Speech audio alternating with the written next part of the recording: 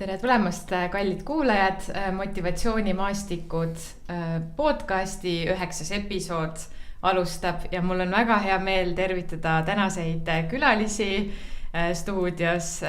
Minuga koos on siin Iia Timmi ja Kalmer Tint, tere! Tere! Väga tore teid siin näha.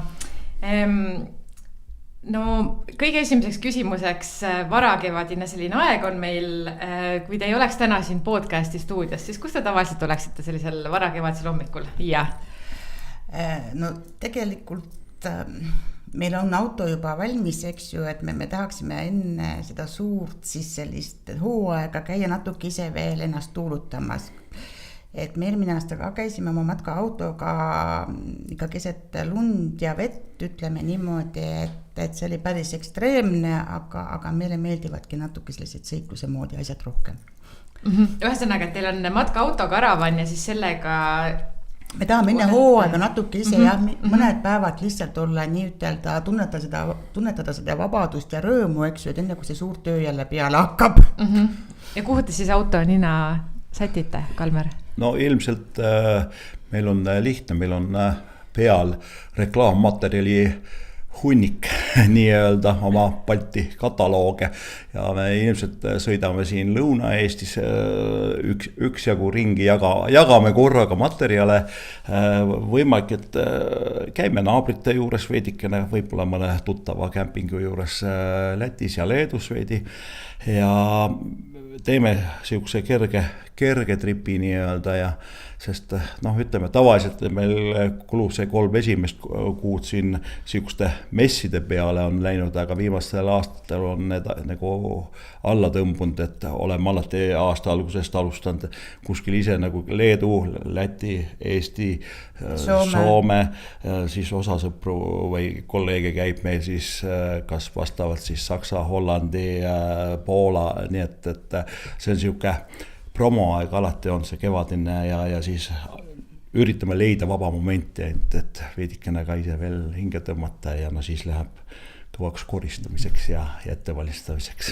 Okei, aga nüüd aitame kallid kuulajaid järgi, et Iia ja Kalmer tegelevad tegelikult sellise väga toreda kombinatsiooniga, milleks on siis jõelaev Lonni ühelt poolt, mis siis taevaskojas päikese jõul, päikesejõul sõidab ringi ja siis teine äri seal kõrval on seal samas tegelikult selline karavani kämping, Salama on selle nimi, eks ju? Salama kämping, et kuidas sündis see kombinatsioon jõelaevast ja kämpingust? No kõige esimene oli ikkagi kämping, mis me ostsime, oli nii, et ja siis ma ikka alati ütlen seda, et lollus on karistatav.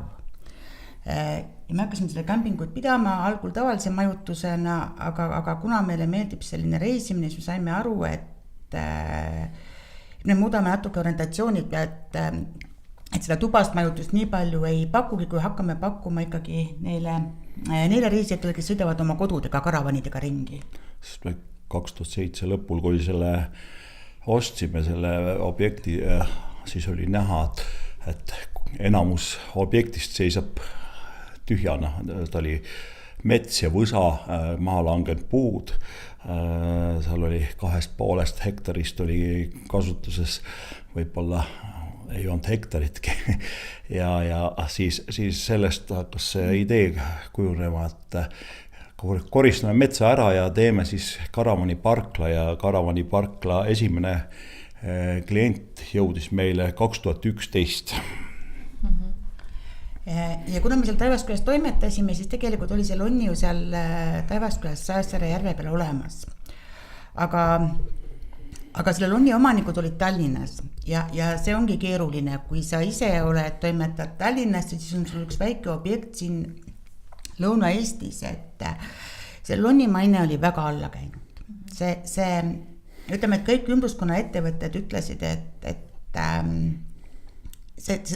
et on üks tore toode, aga seda ei saa müüa, sest seal need kaptenid, kes seal peal toimetasid, need lihtsalt ei kannatanud kriitikat. Ja mina mitu korda läksin jälle lastegrupiga ja siis ma jälle võtsin selle Tallinna omaniku telefoni otsa, ütlesin, et kuule, tead, et see ei ole okei, on ju nii, et ja siis kuidagi nad said ise ka aru, et see asi ei ole neil enam jätkusuutlik ja siis nad pakkusid meile rendiks või? jah. 2012 ja 2013 rentisime ja siis tegime ettepaneku, et kuna nad ei olnud nõus investeerima sinna, inimesed kukkusid põrandast sõna otseses mõttes läbi juba ja kõik oli amortiseerunud, siis see summa, mida nad sinna oleks sisse olnud nõus pandma, tollega oleks saanud ainult teha põrandalaudasid veidikene vahetada ja oleks kõik olnud ja siis me pakkusime, et me ostame selle ära ja see ost sai ja me tõmbasime ta 2014 talve algul või jaanuari alguses veest välja ja siis meil jäi järele number ja ämber, nagu on rahvakeeli, et 2 pantooni, lonni kapteni ruumi uks on vana, lonni silt on vana ja lonni rooliratas ja peale selle siis on see lonni, minul on ta või joonistatud millimeetri paberi peale ja see konstruktsioon on ja mõte minu poolt tehtud nüüd see viimane ja siis 2014 suvel läkski ta juba uuenenud lonnina välja ja 2018 alates sõidame siis elektri peal, nii et on 8 aastal läheb juba see aasta sisuliselt elektri ja päikseenergiaga.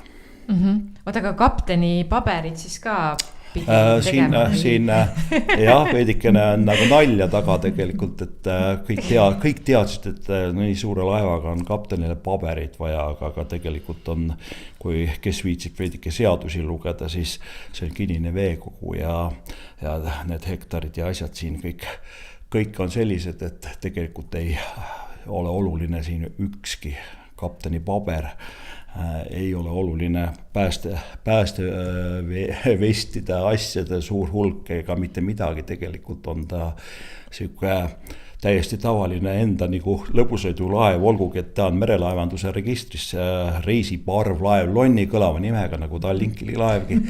Et selles suhtes oleme meie sõitnud kõik ja koolitanud välja terve hulga noori, kes on tulnud koolist enda poisist pihta siin, nii et kõik need noored on õppinud, see on meie metsade ja mägede vahel ja selle järve peal ära sõitma ja et ei olegi üldse küsimus olnud. Väga mõnev. No me oleme lonnid ikka arendanud, ütleme sõna otseses mõttes siis et seda teenust viinud nagu, just ma ütlen, et kuna me saime aru, et ta on nii unikaalne, siis ma läksin eraldi ju Olustverre ja õppisin giidiks, et aru saada, kuidas seal lonni peal üldse neid giidi tekste või mida inimestele rääkida.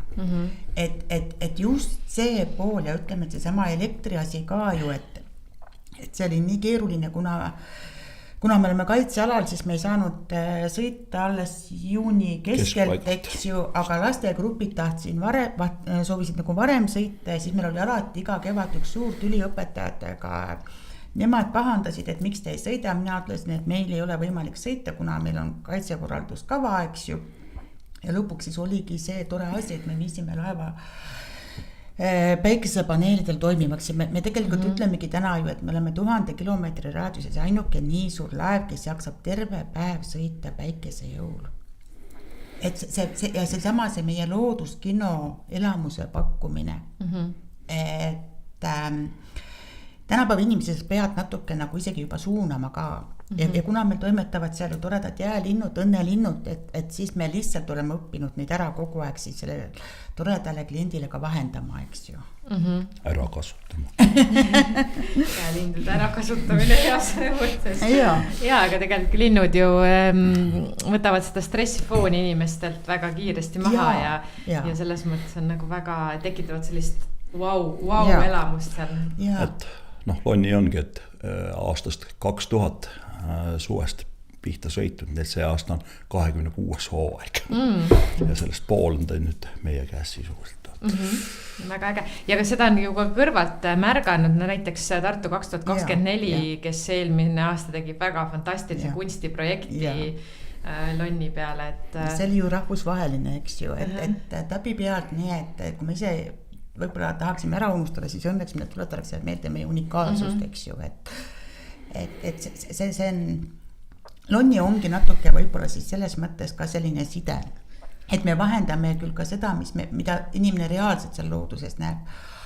Aga me tuletame meelde ka piirkonda, on see Viimse reliikvia film või eelmine aasta me rääkisime Vanda Juhansoost, eks ju, keda kutsutakse Valgemetsa nõiaks, et me tekitame nagu piirkonda suurema huvi, et inimene veel midagi vaataks meie juures, et ei läheks ära.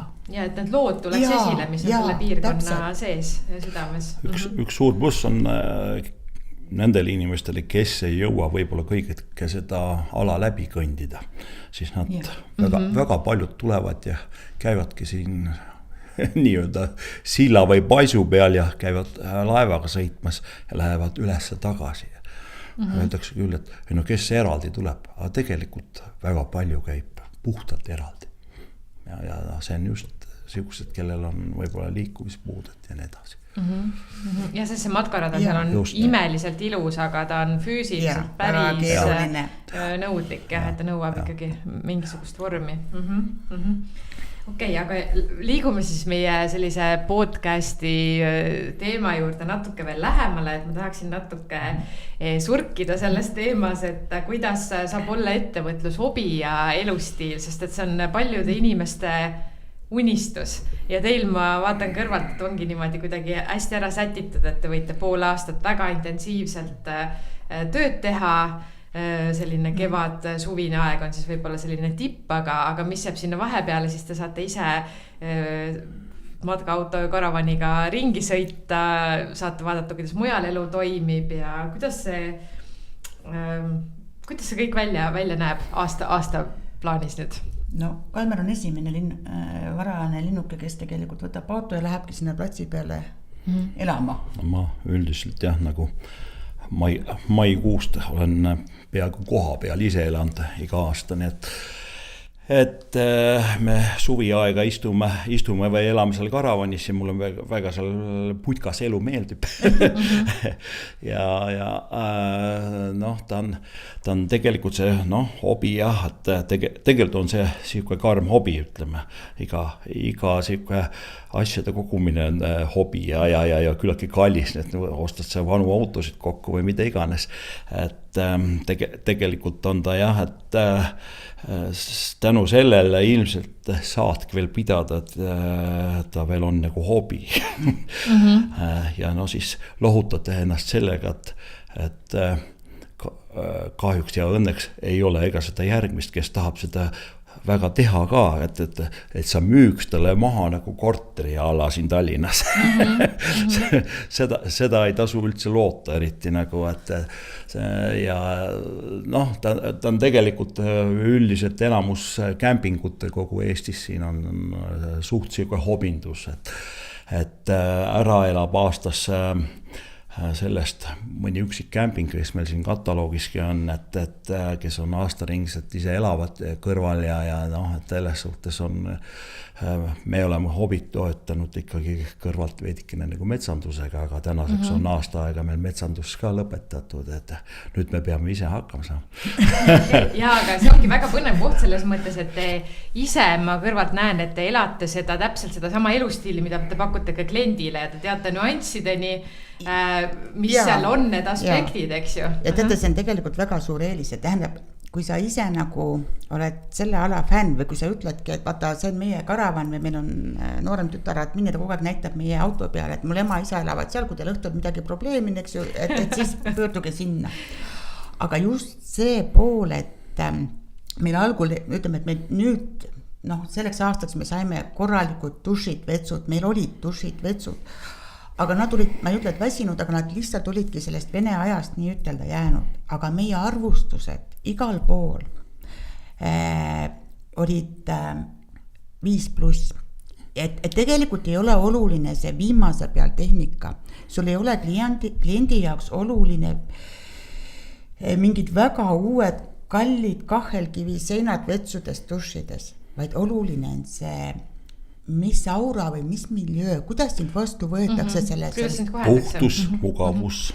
Ja ma arvan ikkagi see inimese, järjest rohkem me läheme robotite peale, on ju nii, me kõik ütleme seda, et nii lihtne on panna need check-in ja automaadid ja kõik see, aga need inimesed tahavad suhelda. Ja meil ju tulevad tihti niimoodi sinna platsi peale, nad ütlevad, et ma tulin ainult sellepärast, et kontrollida seda fakti, et Parkour Nightis on teil nii kõrged arvustused.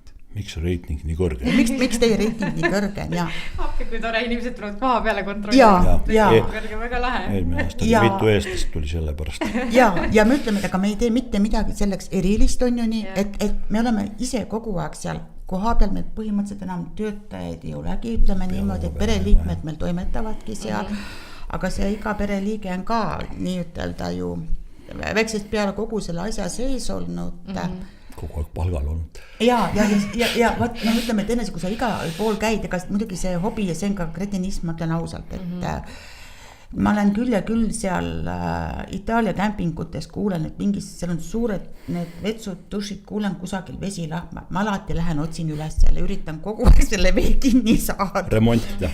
Ühesõnaga, kui ma ei saa, siis ma tean, et kuskil sinna peab mingi kraan olema, et ma vähemalt selle lükkan kinni, et see natuke nagu, mitte distsiplineerib, aga ma austan ka seal seda, eks ju, et ma tahan, et meil oleks tore ja just see pool, et sa ei võta seda nagu mingi sellise suvalise turistina on ju nii, et see on sinu elustiil ja sa väärtustad ka seal selle teisel kusagil mujal ütleme, et seda vett, seda heinamaad, et kõike seda, et sa tead, kuidas see tuleb on ju nii.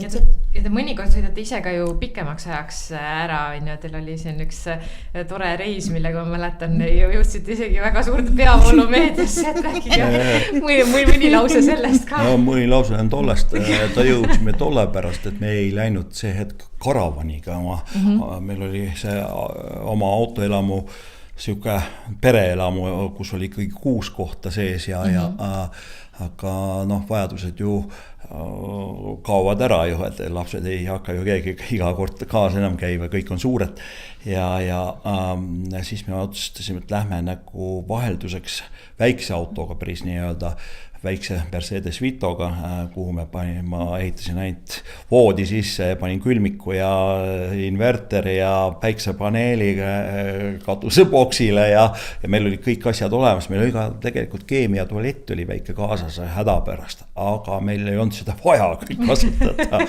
ja idee oli minna tegelikult Itaalia Dolomeitidesse ja siis juba liiklemise mõtte pärast mõtlesin, et seal on hea lihtne ja tegelikult oligi lihtne ja siis meil tuligi idee, et kui nii väikse autoga saab hakkama, siis ei peagi nii suurt autot omama, et too nagu küttekulu tuli nagu rahalises võrdluses sama maa peale puhas 1000 eurot tuli võitu ainult ja selle eest võisime ju igas kalarestoranis käia.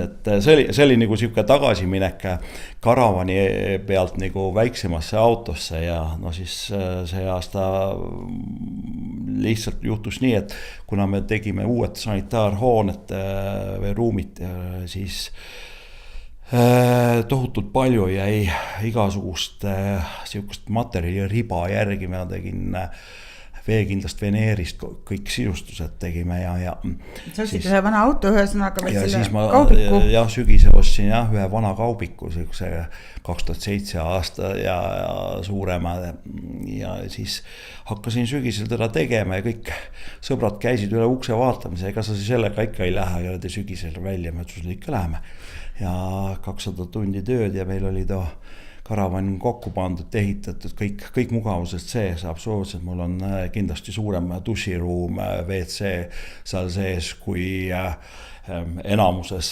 matkaautodes. meil on tõukerattad kaasas, meil on lauad, toolid kaasas, kõik mahub ära ja me saame aru, et tegelikult saab 8 ruutmeetri peal väga hiilgavalt ära elada. Kui sa puhkad.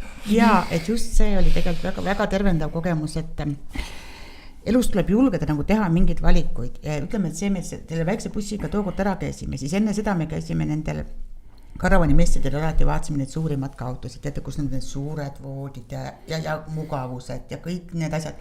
Mõtled, et vau, on ju nii. Aga siis sa mingil hetkel said aru, et selles väikse autoga sul on kõik vajadus olemas. Et jälle see mõtte maailma muster, aga me oleme juba viimased, ma arvan, 8 aastat palju on meil see, et kui meil sügisel hooaeg ikkagi läbi saab, me paneme selle oma kämpingu ja lonni paneme kõik talvepuhkusele ja siis me võtame ise selle auto ja me läheme miinimum kuuks ajaks lihtsalt ära.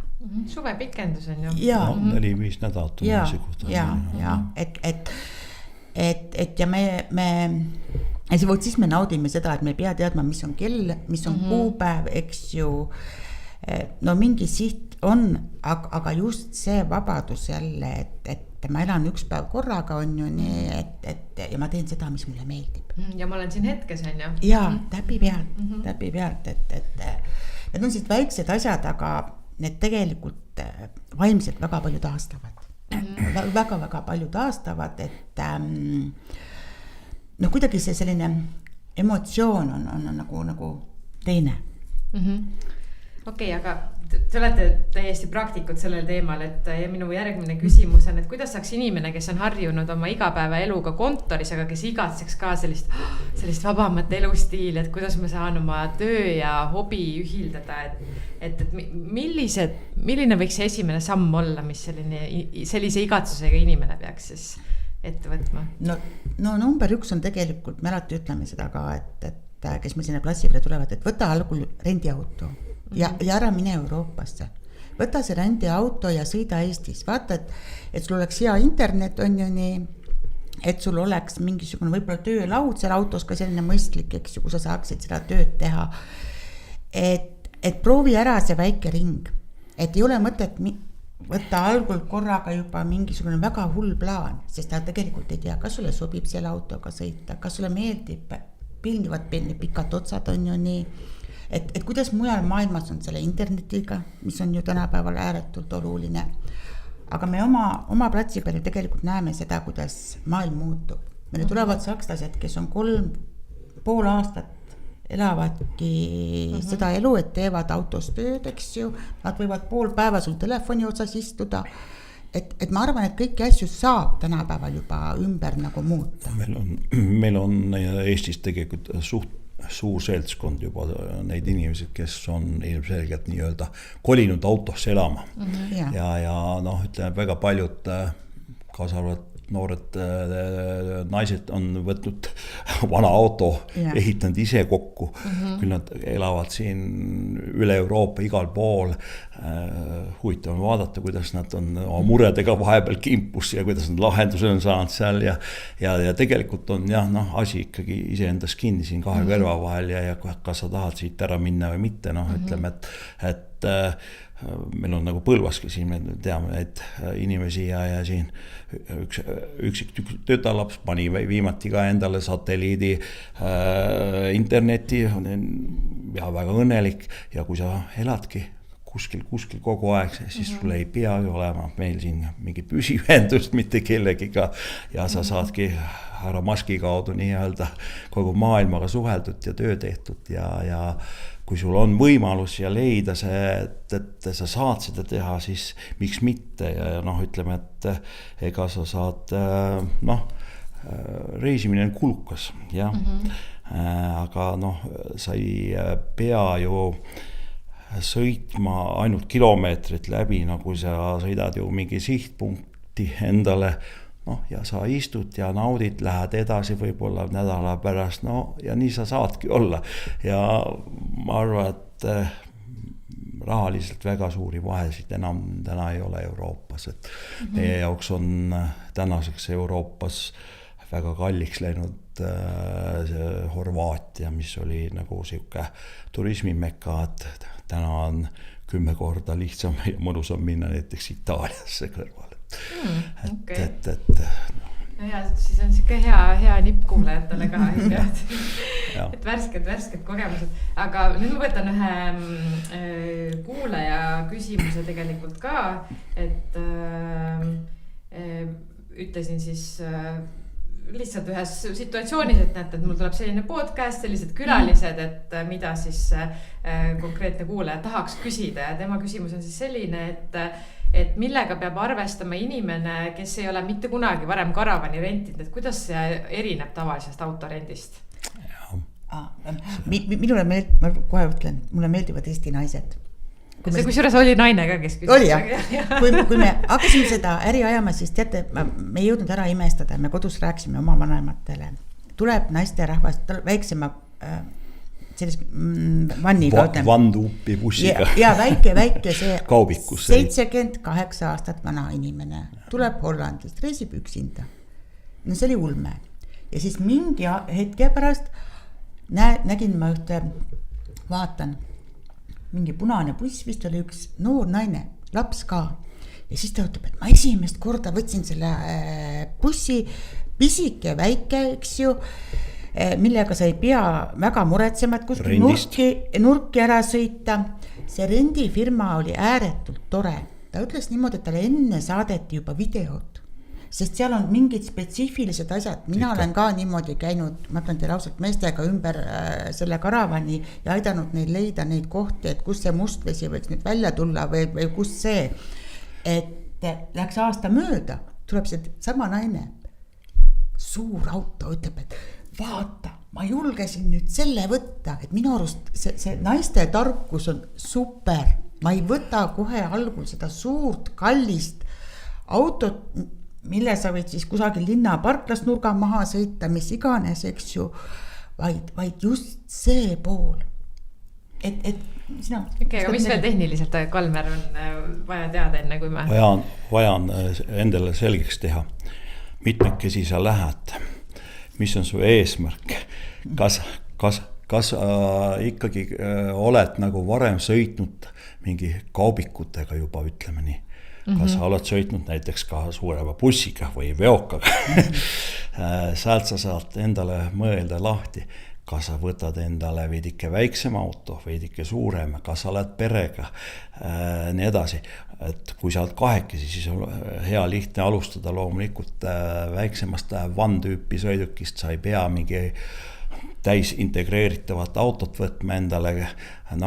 See täisintegreeritav auto on ju tegelikult ju lihtsalt tehasest välja tulnud mootor ja jupikene raami, ülejäänud on ehitatud kõik peale absoluutselt, et seal selles suhtes nagu vanast niinimetatud autost, aluspõhja autost on järgi imevähe, on armatuurlaud ja rool eesti keeles ja mootor.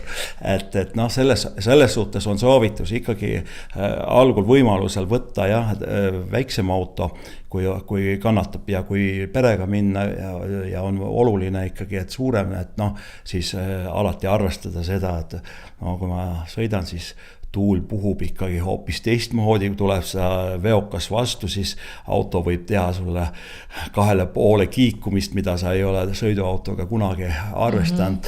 Kui sa lähed veel Eestist välja kuskile Euroopa nii-öelda mägede vahele, sildade vahele, siis seal võib esimene ehmatus siuke tulla, et sa oled sõidurajast välja sõitnud. Et see on ütleme et sa pead ikkagi oma vajadustele vastavalt vaatama ja soovitus on et võta ja proovi siin Baltikumi sees ära sõita. Meil on siin ikkagi Eesti on praegu juhtiv igasuguste automudelite rentijate poolest ülikõva. Meil Lätis ja Leedus on väga vähe neid. Ja selles suhtes on meil infobaas Eestis väga kõva ja lihtne on tulla.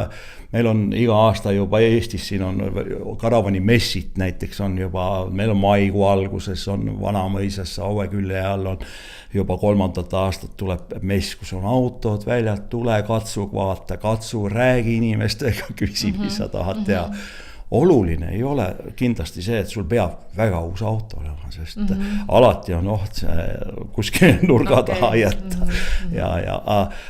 Üks viga, mida rentijad teevad, on see, et elu on läinud nii toredaks ja võetakse tolle pärast, et kuna naaber käis jällegi kuskil sõitmas, siis võetakse auto ja mõeldakse, et nädal aega. Küll, teeme 10 päeva, Läheme käime 10 päevaga Horvaatias, mis on kindlasti üks tippmarsruute alati olnud siin eestlaste sees. 10 päeva. Kui sa oled rekamees, siis sa saad ju iga päev sõita. sa pead arvestama Horvaatiasse minekuks, no võta nagu normaalselt siis kaks ööpäeva, tagasi 2 ööpäeva, siis 6 jääb kohale. No siis sa tahad ju sõita kogu rannikut läbi, no ei jõua.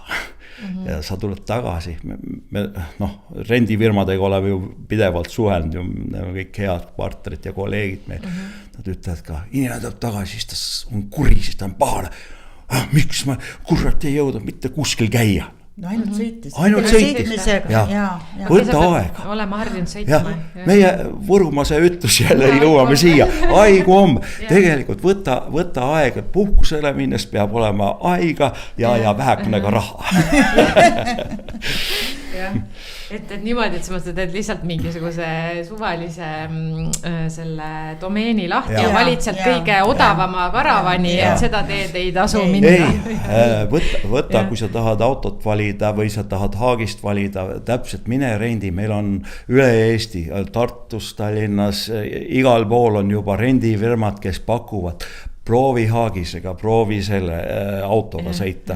Haagisega on raskem veel sõita kindlasti kui autoga, et selles suhtes, aga see on elustiili küsimus jällegi, et kuidas keegi millega lepib, et tegelikult Haagisega käiakse ka ikkagi Euroopa peal kaugel ära, aga tollega on siuke nii-öelda tuule ja oht on ka küllaltki tugev, nii et kui küll tuul tuleb, siis võib olla kiirtee peal kuskil kääris ja et see nõuab veidikene nagu käsitlust ja ütleme, et seal Haagise puhul tuleb ka see, et paljud arvavad, et panen konksu ükskõik mis asja, aga sa pead ikkagi vaatama, mis auto sul on, milline see kaal on Haagisel, sa pead vaatama, kas sul load võimaldavad seda teha, sõita ja nii edasi.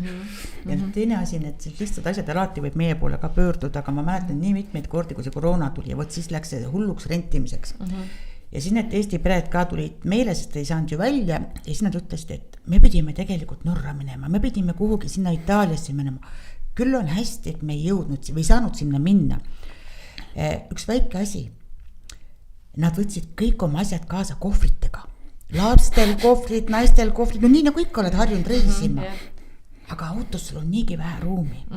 See on kapid selleks. Sa pidid nüüd ju kuhugi leidma ka kohvritele. Need kohvrid võtsid mõttetult ruumi, et nad ütlesid, et täitsa lõpp. Nüüd me teame, on ju. Et sellised väga-väga väiksed asjad, aga mis mõjutavad sind terve reis, kui sa istud kohvrite otsas, eks ju. On nüansid, palju nüansse ja alati võib küsida siis asjad, meil on, nagu me tänasest saatest kuulsime. Aga vaatame natuke tulevikku ka, et mis on teie unistus selline 10 aastat edasi, et kuidas teie elu ja äri võiks välja näha? See ongi täna ju miljoni küsimus ilmselgelt kõigile, sest me ei tea, mis meil ümberringi toimub. Me näeme ainult siukest ohtlikku juttu ja igapäevast teemat. Aga kui sa korraks saad välja lülitada selle ohtliku jutu? Me töötame ju edasi tahest tahtmata ja me saame varsti 5 aasta pärast hakkama, mina pensile juba jääma, et püüamegi seda elustiili jätkata ja ollagi seal kämpingus suvel, võtta see 5 kuud ja püüda seal toimetada ja teha ja ega tahadki reisida ja Kalmer tahab ikka seda sügist puhkust kogu aeg pikendada, et see ei oleks enam mitte üks või ma räägin kodus, et hakkage arvestama 2 kuud alates puhkusega võib-olla 3, et meid ei ole, et selles suhtes on nagu eesmärk, et see, et me liigume veidikene pikemaks ajaks ära. Sest kui kahekesi tegelikult niimoodi reisida ja elada, et see ei ole kallis. Ütleme niimoodi, et me just oleme rääkinud, et meil on 3 last, kui me vanasti käisime lastega, me käisime iga suvi puhkamas, siis on ju lõbustuspargid, loomaaiad, lastel on kõhud kogu aeg tühjad, eks ju, pood, et sinu elutempo ja see reisimise tempo on hoopis teine ja ka kulud on ju suuremad. Aga kui sa reisid kahekesi, siis süüa saad teha ju autos, ütleme niimoodi, kuigi me käime ikkagi ka päris palju väljas söömas, ütleme. Suht igapäevased. Jaa, et me ei ole ka päris seda pidi, et ostame selle külmiku seda odavat toitu täis, eks ju. Aga iseenesest need elamused, mida me naudime, no me oleme ka, me ei armasta sporti, aga meil on tõukerattad, millega me käime siis sõidame linnades, need ei ole need elektrilised, vaid need on need mehaanilised sellised toredad, et kuidagi me oleme saanud sellise tasakaalu, eks ju, keegi meile üks päev just ütles, et te 8 käite, et teil igav ei ole, et kas te tülli ei lähe, aga mille peale sa tülli lähed, on ju nii, et meil nagu ei ole see, et üks kisub sinna, et täna teeme seda, teine ütleb, et ei, täna me teeme raudselt seda, Sellega nii, et tihti arutaksegi, et lähed ostad poest 200 000 auto endale, no küll siis on hea sõita. Aga no kui sul kaasa ütleb, et ei, mulle ei meeldi mitte sugugi see elu siin, no siis sul ei ole sellest kasu midagi. Sa pead sellesse süsteemi sisse elama ja kui sul klappi ei ole, siis sa ei saa seda teha. Jaa, sest see on ikkagi väike ruum, ütleme, kui sa pead toime tulema, aga no enamus aega sa oled ju õues. Et me armastame ka seda, et sa saad või enamus aega, kui vihma sajab, tõmbad ju endale mingisuguse selle katte nii ütelda auto, et istud seal sirmi all, et autos põhimõtteliselt magad ja kui on väga kole ilm, aga õnneks puhkusel väga tihti ei juhtu seda. Ja alati on võimalik sellest kohast edasi sõita, me oleme korra Poola läinud niimoodi ja olime seal Gdanski piirkonnas ja oli kole vihmane, siis vaatasid seda Euroopa ilmakaarti ja siis me leidsime, et Slovakkias oli täitsa 30 kraadi sooja ja siis me lõpetasime ikkagi Slovakkias. Ja me oleme need spontaansed sõitjad, meil ei ole kunagi marsruuti endale, meil ei ole ühtegi väga suurt pidepunkti, me lähme välja. Eelmine aasta läksime sügisel välja niimoodi, et me Varssavis helistasime oma kolleegidele Põhja-Eestist siin Mereva kämpingus, kes on kõvad karavaanurid samuti. Ja küsisin, et ole hea mees, ütle, kus me siit nüüd lähme. Siis me pidasime ühe sõbraga Põlvast nõu, et kuidas seal Albaanias on ja nii edasi ja siis me läksime alla, aga me ei jõudnud seekord või ei tahtnud edasi minna ja Horvaatiast ja jätsime edasi muud asjad. See karavaniturism annab sulle vabaduse. Vaata, sul ei ole hotelle, sul ei ole lennukipileteid, eks ju. Ja me ikka lähtumegi sellest, et kui mingi koht väga meeldib, siis jäädki sinna pikemalt. Meil on karavani või tähendab siin Eesti Kämpingute Liidu juhatuses on 4 ja siis meil on kõik need 4 peret nii-öelda on ise kõvad karavaanurid, kes peavad patse ja siis meil jõudis ära käia esimesed kliendid sel aastal juba ja tulid nii eksprompt enne naistepäeva ja ma ütlesin, et saab. Lasin kõik veed, asjad, lasid põrandad soojaks, meil on veidike nad soojad, lasime dušid soojaks ja siis järgmine päev härras mees tuleb, ütleb, minust siuke veidi tugevam mees ja ütleb, et no vot, kohe aru saada, et karavanimees ise on ehitanud need asjad, et duši all oli nii palju ruumi, et seal oleks kohe mitmekesi võinud olla ja laulda. Et nii mõnus koht. Et see väiksed asjad ja vaata, et sa oskad ise ka seda väikest asja hinnata ja mille pärast mina nagu kogu aeg tegelikult või mille pärast me üldse nagu muret tundsime, oli see, et see inva teema. Et võt meil välismaalastel, kui nemad meile hakkasid sealt tulema Hollandist, see nimetust väärtne, kuidas peredel on kaasas lapsed, need lapsed võivad olla täisealised, aga nad on ratastoolis. Et see on nii oluline, et ta saaks selle ratastooliga, ütleme niimoodi, duši alla, ta saaks sinna vetsu, eks ju.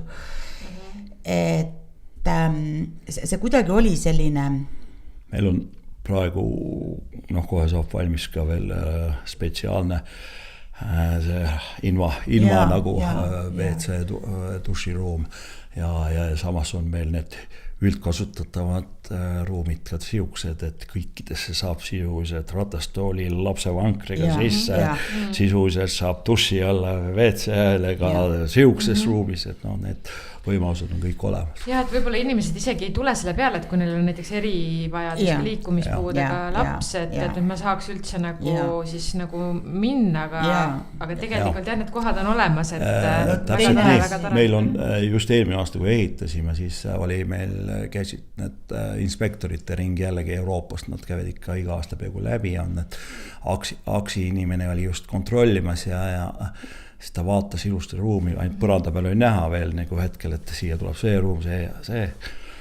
Pani kirja küll, et nii palju vetse ja tusse, aga see, et sul inva WC, ma ei pane seda enne sulle siia kirja, kui ma olen käinud siin ise kohal ja selle läbi vaadanud ja katsunud. Nii et head kuulajad, kvaliteedi kontrollija on suur ja hoitakse silma peal üksteisele ja arendatakse edasi seal karavani maailmas ka ja ollakse sõbrad omavahel ja kogukonnad ja abi saab alati, et kui oled algaja, siis võib Iia Kalmeri käest küsida kõiki nippe ja trikke ja te andsite väga palju, ma arvan, julgust just, et kuidas on võimalik elada täpselt nii, nagu sa tahad.